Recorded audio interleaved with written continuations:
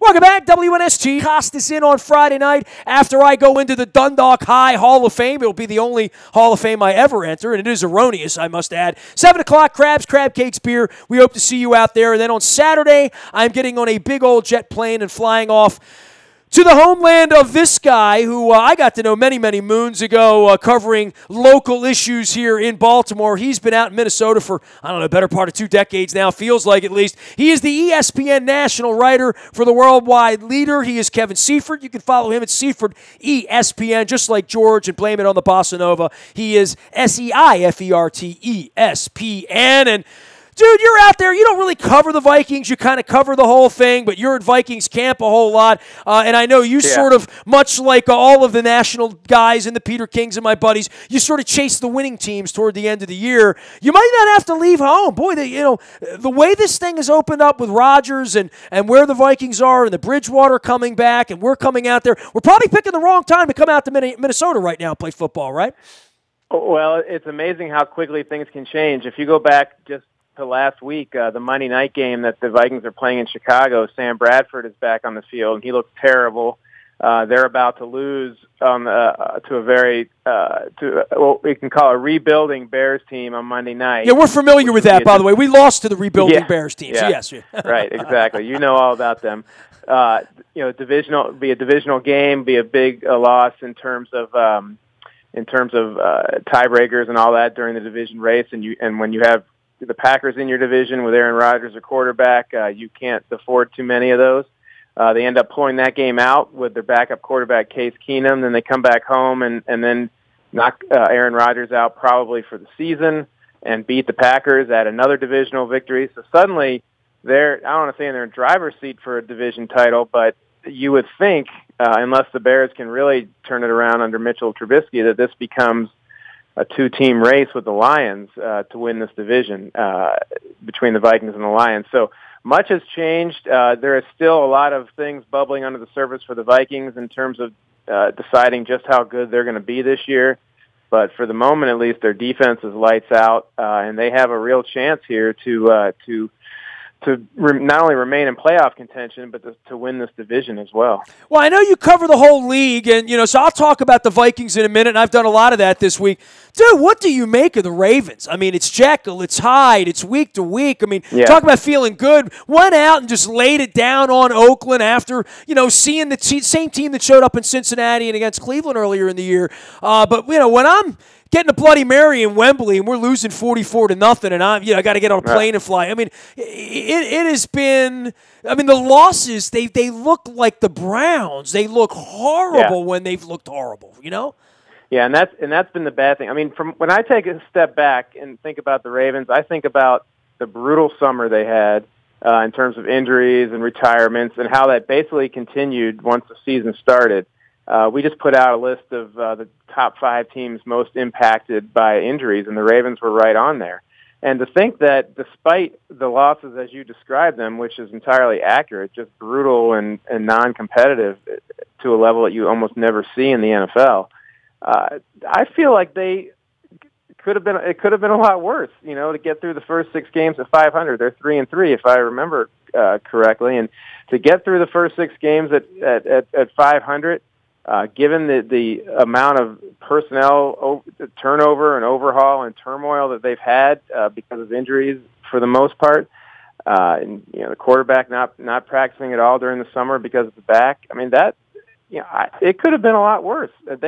They have managed to at least get through this. As frustrating as those losses have been, they have managed to get through these without submarining their season. They're not done. Well, they damn near won on Sunday. Look, crazy enough. I mean, it was an 11-point game with 5 minutes left to go. They almost won. Yeah, I mean, and certainly you would have hoped that they would have won that game. But regardless, when you go through, to me, and I realize Flacco's been on the field, so it's not like they've been without their quarterback like some teams. But when you go through the number of injuries that they've had and the amount of personnel they have, and you get through the early part of the season and you haven't sunk your season, you are still in a position where if you can get some things straightened out and get on a roll, you can make the playoffs, and that's a pretty good feat. So I know that the most recent event for Ravens fans is the most prominent on their minds, and they're for good reason concerned. But I can say, just having watched them more from afar, that I don't have a completely negative opinion of them because of the obstacles that they've had to deal with, and the fact that their season is still, everything that they could possibly want is still out there in front of them if they can get it. Well, and out there to get it without Marshall Yanda, we're waiting on Brandon Williams. And by the way, the Brandon Williams thing, all you need to do is watch a couple of snaps with the Bears, and you say, this whole thing would be different if he were there, I'm sure Dean Pease feels that way. I'm sure Harbaugh. I mean, I hope Bisciotti sees that, and certainly Ozzie Newsome and the rest of them. This is why you give guys $12 million. This is why you give a 30-something guard $10 million a year because they're the best at what they do. And as nice as it was that Billick wrote Next Man Up with John Feinstein, who we're having on this week, there ain't no Next Man Up. I mean, that's a little bit of a fallacy. Somebody's going to come in there and play, but I saw Jermaine Illuminor, and there's nothing about that resembles Marshall Yanda. That's for sure. No, and they obviously, they would have had more depth were it not for the Urschel retirement, and was it Alex Lewis, who also was injured over the summer, and so or had surgery over the summer. Nico Saragusa was a kid that they loved, by the way. They drafted him. They thought he was going to play. Another guy, yeah. And so from an offensive line perspective, I mean that's if I had to attribute anything from an offensive perspective as to why they have struggled in some of these games, you start right there and you say they don't have the guys that they expected to have there, and of course you hope to develop players who can jump in and get them in there, but NFL, the way things are with the off season now and the way things are in terms of limitations on contact, there's only but so much development you can do. And that's really, and it's not just the Ravens, it's put the entire league in a bind because you have less time to develop people into the way you want them to play. And the gap between what players are being taught in college and what is being hoped for from them in the NFL is getting bigger. I mean, you're seeing schemes, the NFL having to skew their schemes more towards college just because they'll never be able to get some of these linemen, especially to be masters at pro sets and that sort of thing. And so you're seeing quite a lot of pressure being put on coaches at the NFL level to find a way to get players who, by all rights, shouldn't be ready yet to be, quote unquote, the next man up. And so that is a struggle the Ravens are probably having, and it's going on across the league. Well, and the Houston Texans have probably capitalized on that as well as anyone, right? I mean, they've built that offense around that kid. That's more of the Clemson offense than it is the O'Brien or anything that looked like a pro set at this point. And I think that has made it tougher to defend to some degree on a week-to-week basis. One team's playing checkers, the other team's playing chess, right? Yeah, right. Yeah, I mean, you always say put your players in the kind of scheme that they can perform best at, not teach your players the scheme that you are committed to running, and especially now when the time is limited. I don't know. I mean, you can't be a scheme purist in the NFL anymore. Period.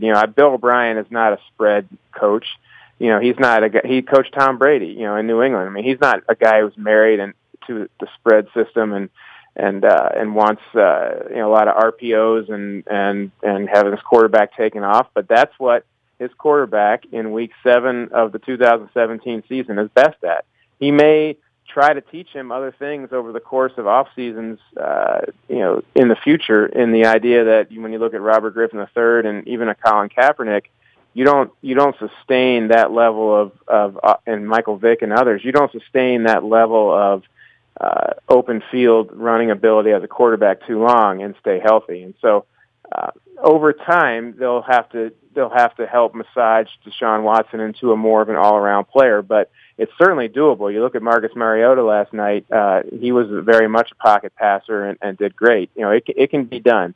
But right now, and in Marcus Mariota's rookie year for the Titans and even last year, their coaches identified schemes that are best suited for the players' current skills, and went with it. And so that is really the what any good coach needs to be doing right now.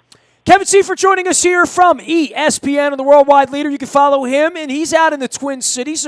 That's why I darkened his doorstep here this week as the Ravens go out to Minnesota. He's at Seifert ESPN out on Twitter as well.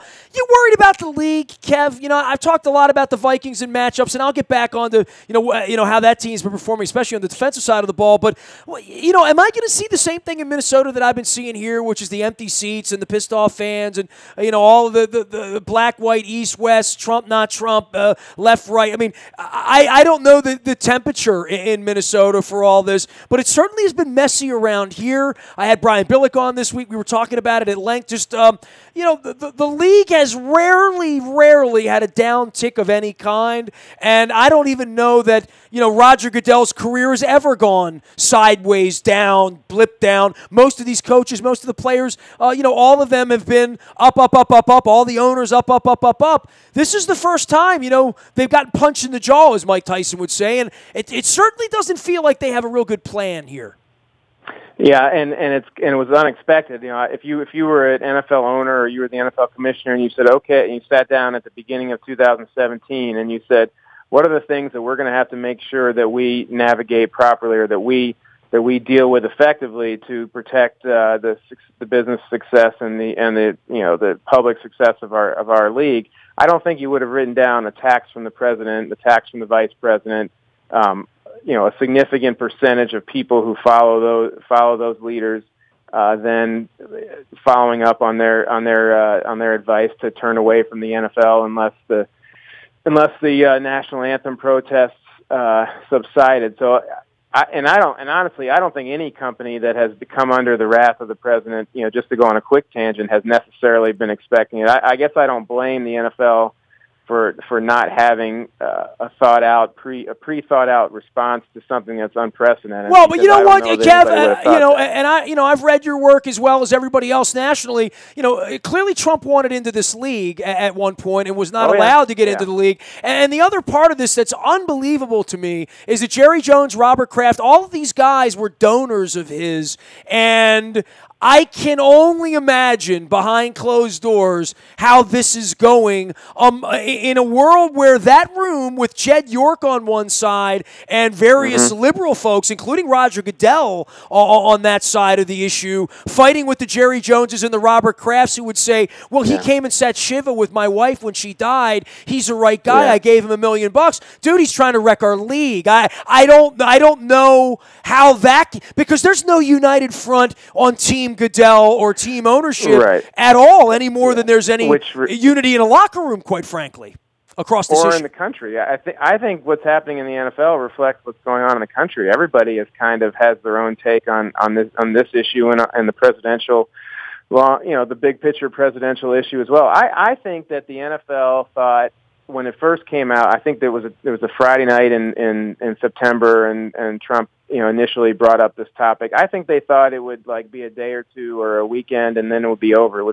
He would move on to the next fight, and he would stop with this. But it's been an ongoing 4-week thing. I think they thought that it would just go back to, after that first weekend, it would go back to just a couple guys kneeling and nobody really, a few people paying attention, but nobody really expressing dramatic outrage. But it has continued and escalated to the point where the vice president walks out of a stadium because of it and publicizes that. So I think the NFL, was caught unawares, like many people, that this would become this national issue and that it would stay a national issue. And that's what this week's meetings between the players and the owners is really geared towards, is finally accepting that this is not a 1 or 2 day story, that this has become a month-long story and could potentially threaten at least a portion of the business, and they need to figure out a way to make it work going forward for everyone, probably including the president, so that this chapter can be leapt over. But until that happens, it seems like it's going to be a real issue moving forward for them, and something that they've never had to deal with before. Yeah, I almost want to kid with you. You're like, the Ravens are 3-3, aren't they? I was going to say every team's 3-3, aren't they? Or at least our perception is, right? And when you take the J.J. Watts, you take the Aaron Rodgers, you take the Odell Beckhams out, and Lord knows whether the Giants are going to be competitive either way. Not to mention whatever catastrophe is going to happen this week, next week. I mean, there's a lot of football left here. There's 10 more weeks and 10 more hours of football for everybody to go out there and have something go wrong and have seasons end the way it did, sort of for Green Bay. The parody part of this and the mediocrity part of this, dude, you've been watching this a long time. The game's not very good right now, right? I mean, the quality of play that I see week to week, and it's not just the Ravens, it's even what's happening on the other side of the field, whether it's a bad Vikings-Bears game. I mean, all these Thursday games are crap. All the London games are crap. And now you don't even have the Patriots, who are the big bad guys who are cheating every week, to go yell at, although it's going to be fun yelling at the Eagles if they continue to win. I'll point that out. But it's... this is tough sledding for them, where everybody sort of wants to be 9-7 or whatever. And when you put the games on, the games aren't very good right now. It's not very entertaining. Right. I mean, my take on the quality of play issue is something that, like, the longer you do this, the more often you hear it coming up almost every year, every couple years. And somebody, I think from the Big Lead blog website, did a great thing finding columns from like storied columnists going back to the 80s and 70s, where people say the quality of game is not the same as it ever was. And so if you look at the data and you look at anything objective that can help explain what's going on, it never it doesn't point to anything being substantially and significantly worse than it was before. What I do think is different this year, I've always thought of the NFL as a handful of teams that are at the top, the very best. The Patriots, last year, the Cowboys last year, the Falcons. A few teams that are just way off the pace, the Browns, the Jaguars, those type of teams. And then almost everybody else is like right there in the middle. So maybe 5 teams at the top, 5 teams at the bottom, and what would that be? 22 teams in the middle somewhere, where you wouldn't be surprised if any of them finished 6-10 or 10-6.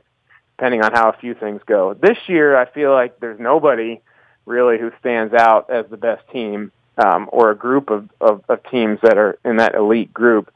There's still a few teams at the bottom, the Browns are being the obvious worst of them. And then there's probably, that leaves the rest, which about probably 28 to 30 teams that are all bunched up. So there's no great team so far this year. There's still some really bad ones, and everybody else is garbled up. So if there's a difference this year in my subjective viewing of it, it's that there's more teams bunched up in that 6-10 to 10-6 mess than there usually is.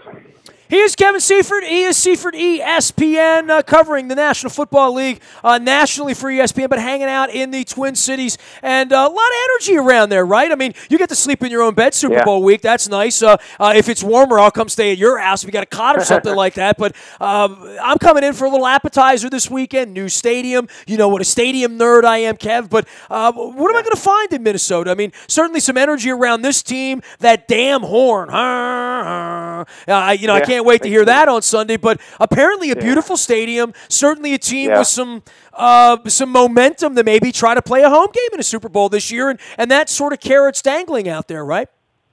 Yeah, they would be the first team to ever do that. As we said, going back just 10 days ago or 8 days ago to the Bears, first half of the Bears game, I wouldn't even have thought that was a discussion. And who knows what we'll think after this Ravens game. But they this is an interesting market. When I came here in 1999, the Vikings, Twins, and University of Minnesota football all played in the Metrodome. There was the Timberwolves played in Target Center. The Wild had just started and playing in St. Paul in the XL Energy Center. And since I've lived here and started paying taxes here, all of those places have gotten either upgraded or they got a new stadium. The Vikings got their own stadium. The University of Minnesota plays at TCF Bank Stadium. The Twins play at Target Field. Target Center just got a new $100 million renovation. They're about to break ground on a new MLS soccer stadium in between Minneapolis and St. Paul. So suddenly Minnesota has become the sports facilities capital of the world, if not the Midwest. in terms of the number of places. The University of Minnesota also has its own hockey arena and a separate arena. They're never going to tear down the barn, though. Tell me that, right? I mean, they're going to leave the barn alone. The barn is going to stay. It might one day get upgraded. But it's pretty amazing. The Vikings, I think you and whoever else comes up from Baltimore will really like the Viking Stadium because I don't know how much you've looked into it, but one half of the roof is this clear kind of a polyurethane roof, and so when you walk in there on a sunny day, it really does feel like you're outside. And so the temperature stays an indoor, for the most part, stays an indoor temperature, but you get that sun and you really feel like you're outside in a greenhouse or something like that. And so it's a very unique experience. And by the time Super Bowl comes here, the kickoff will be at night, and so you won't know the difference. But it's a very interesting and unique approach that they took to creating an outdoor feel for a market that very much needs an indoor stadium. Kevin Seifert joining us here, ESPN Nation. You can find him out on Twitter as well at Seifert ESPN. You know, any global thought about the league or maybe the Eagles or the power rankings or what happened to the Chiefs? I mean, there really is no team sort of sticking out here at all. It's just this week's flavor, right? And I think that's going to, in the end, make December more interesting than what I've already called bad football in October. Yeah, I mean, there's some, I don't want to say that, I said earlier there's no elite teams. There's some teams that you can foresee getting themselves to that point, whether it's the Patriots or whether it's the Chiefs, who I think have a pretty good all-around team. The Eagles have certainly made some strides in playing a division where it's wide open for them right now to take. I would be shocked. It would be really disappointing after the level of play that you talk about and sort of the bunching of all the teams and in the middle that I was mentioning, that if we don't have a great December of playoff races, it might be playoff races between mediocre teams, but we all know that that's the name of the game. Get the ticket to the dance and then find out what happens after that point. And so at the very least, we deserve some great playoff races in weeks 14 through 17 for sure. Try to figure out how to win 10 games, 9 games, just get somewhere. Hey, man, we'll hope to see you in the Twin Cities this weekend. If not, I'll almost be an honorary Minnesotan by the time I get there in February. And if I don't freeze up like Jack Nicholson in the end of The Shining, I will be shocked. But hopefully, they hand me like they did in New York. You hand me a scarf and some earmuffs, some hand warmers, something like that. I hear they have beer there, though, like lots of beer. Yes, from what I the understand. beer flows, and beer doesn't freeze, and most beer stays liquid way below 32 degrees, so you'll be safe. Crazy Scandinavian bastards, I love them, man. Hey, look forward to see you guys out there on Saturday, and we'll stay in touch through the course of the season. Thanks for coming on, Kev. Sounds good, Nestor. You got it. Kevin Seifert joining us here live via satellite from his palatial estate in the Twin Cities area. He covers the entire league, but is in Minnesota, checking out the Vikings, who stand to be a tall task for the Ravens here this weekend out at the new stadium in Minneapolis. You can find me out in the Buy a Toyota Audio Vault 24 hours a day from anywhere in the world on your mobile device by downloading the TuneIn Radio app. Don't forget, this weekend is a Hall of Fame weekend for me. On Friday, I go into the Dundalk High Hall of Fame. It's the only Hall of Fame I'm ever going to be put in, so come on out, celebrate. Speaking of beer, they have beer at Costas. We have crabs, crab cakes, pit beef, some live music. It's going to be a nice Friday night for friends, family, listeners, fans, Dundalk folks, alums. We'll have a singing of the Dundalk High alma mater at some point, I'm sure, at the bar Costas at some point after the second or third beverage. Hope to see you there. This weekend, we'll also be on Facebook, Twitter, LinkedIn, Snapchat, Instagram, streaming live on our Facebook as well as our YouTube WNSTV channel. I'm Nestor. We are WNST.net, AM 1570 and WNST Towson, Baltimore, and we never stop talking Baltimore sports.